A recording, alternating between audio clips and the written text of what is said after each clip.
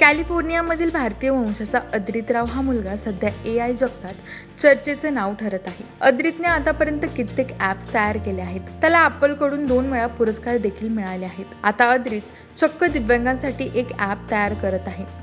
सिग्नर असं या ॲपचं नाव आहे. हे AI powered app sign language जेस्चर्सना रेकॉर्ड करून त्याचं रूपांतर स्पीचमध्ये करते. यासाठी फोनच्या कॅमेऱ्याचा वापर केला जातो.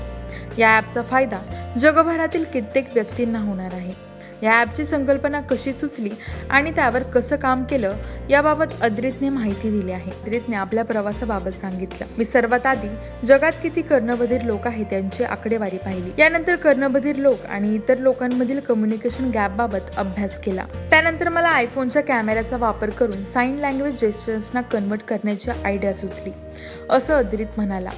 या काळातच ॲपलने WWDC कार्यक्रमात हँड पोज ट्रॅकिंग आणि क्लासिफिकेशन टेक्नॉलॉजी सादर केली होती. त्यांच्याच मशीन लर्निंग मॉडेलचा वापर मी माझ्या AI अल्गोरिदमला ट्रेन करण्यासाठी केला. यामुळे साइन टू स्पीच कन्व्हर्जन करणं शक्य झालं, असंही अद्रितने स्पष्ट केलं. अर्थात हेल्थकेअर क्षेत्रामध्ये हे अद्रितचं पहिलंच ॲप नाही. वयाच्या 13व्या वर्षापासून तो स्टॅनफोर्ड युनिव्हर्सिटी सोबत मिळून हेल्थकेअर ॲप्स बनवत आहे. गेल्या 3 वर्षांमध्ये त्याने असे कित्येक ॲप्स बनवले आहेत. त्याने तयार केलेलं ऑटो ABI हे आयफोन ॲप पेरिफेरल आर्टेरियल आजार डिटेक्ट करू शकतं. या ॲपच्या क्लिनिकल चाचण्या सुरू आहेत. तसंच याचं पेटंट मिळवण्याचे प्रयत्नही सुरू असल्याचं अद्रितने सांगितलं. या व्यतिरिक्त अद्रितने अशी AI सिस्टीम तयार केली आहे ज्याच्या मदतीने CT स्कॅनमध्ये एन्युरिझम शोधण्यासाठी मदत होते.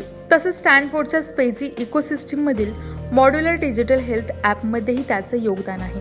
LLM ऑन फायर या ॲपमधील त्याचं काम हे AIच्या हेल्थकेअर सेक्टरमध्ये कसा गेम चेंजिंग वापर होऊ शकतो याचं मोठं उदाहरण आहे. अद्रित वयाच्या 8व्या वर्षीपासून कोडिंग करतो. एखादा कोड जेव्हा ॲपच्या रूपात जिवंत होतो तेव्हा तो आनंद वेगळाच असतो, असं तो म्हणतो. कोरोना काळामध्ये माझ्याकडे करायला जास्त काही नव्हतं, तेव्हा YouTube आणि इंटरनेटवरून मी ॲप डेव्हलपमेंट शिकलो. यानंतर प्ले स्टोअरवर मी काही ॲप्स बनवले.